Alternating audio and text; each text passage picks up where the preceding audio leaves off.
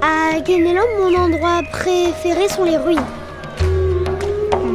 Les ruines. Les ruines. Parce que j'aime les sculptures romaines. Les ruines. Et pourquoi? Parce qu'on aime.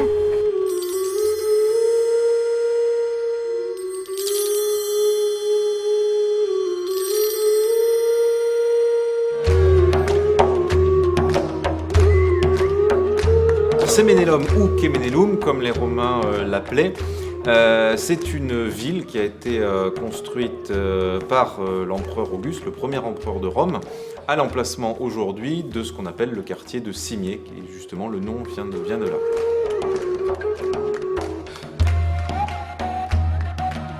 Moi, Décimus, architecte, j'ai bâti les thermes du Nord, avec de beaux marbres blancs, verts et roses. J'ai fait construire des bassins, des salles chauffées, des vestiaires. Ornés de nombreuses statues, pour la faiblesse des lieux, j'ai planté des jardins accueillant les meilleures essences. J'ai demandé à mes amis les peintres de m'aider de leurs multiples talents, pour penser à créer encore plus de beauté.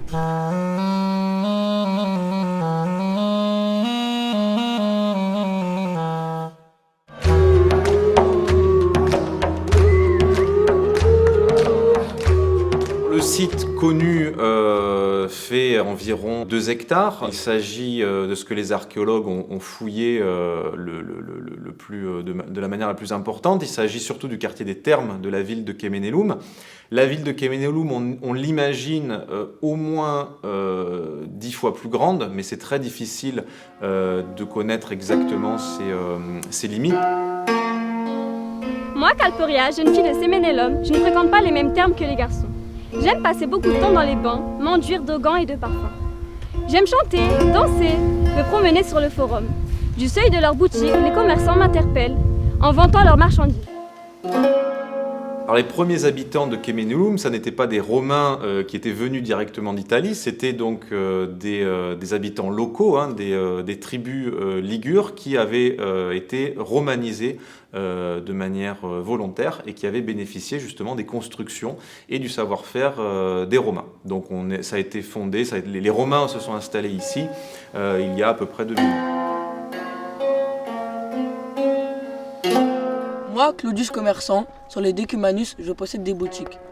Tissus d'Orient, parfums et bijoux, mais aussi nourriture et boissons. Pain doré, gâteaux mielleux et vin. Durant les fêtes, je me rends aux arènes, voir les chasses et assister aux combats des gladiateurs.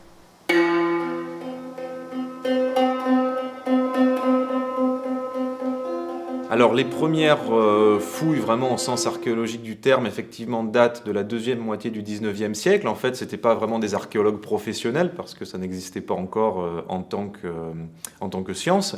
Il s'agissait en fait du propriétaire du terrain qui voulait en fait retrouver un peu tous les objets et les vestiges qui se trouvaient sous terre.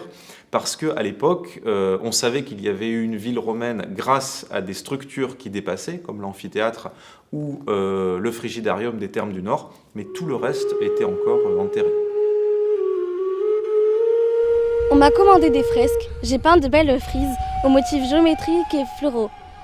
Sur des fonds rouges et noirs, des emblémas présentant des scènes pastorales, des batailles navales, des architectures, des vues portuaires, des paysages habités par leur faune, inspirés des jardins d'Alexandrie. J'ai privilégié les ocres rouges et jaunes, la malachite m'a donné des beaux verts. Et le charbon des noirs intenses, mes pigments intégrés dans l'enduit, devenus inséparables des murs, vont traverser le temps et inspirer les poètes.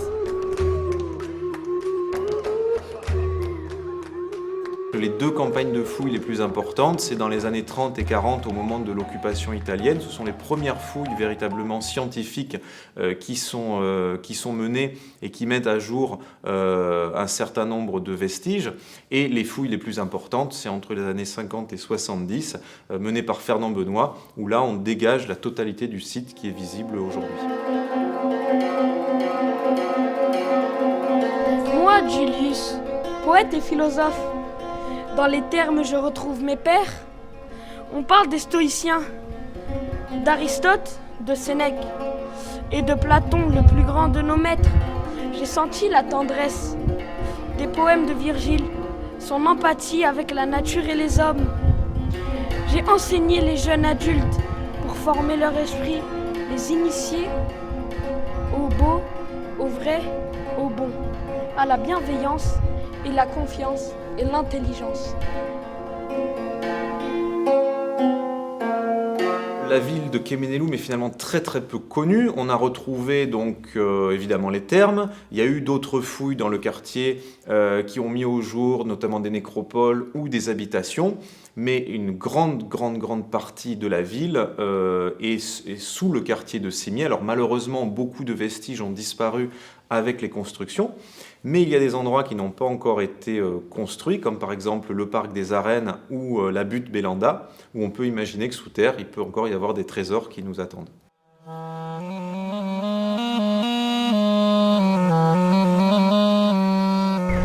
J'aime le musée Cénémélum parce que j'aime l'histoire et la mythologie. Et moi j'aime bien découvrir des trucs, c'est un petit peu amusant. On découvre beaucoup de choses qu'on ne savait pas auparavant. Il y a des choses que je ne connais pas et que je découvre. On trouve des objets trouvés par les archéologues. Et je trouve que c'est bien que les ruines soient encore en bon état. J'aime bien des fois les sortes de sculptures. Et on apprend comment vivaient les Romains avant.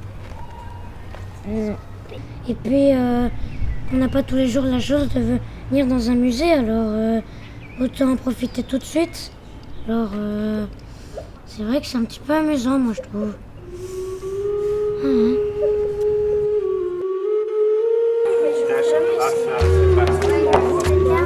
Super théâtral. Les termes, les grandeurs. 3 secondes, 4. Je suis en train de vous enregistrer, cool, allez. Danse. Je suis en train d'enregistrer. Avec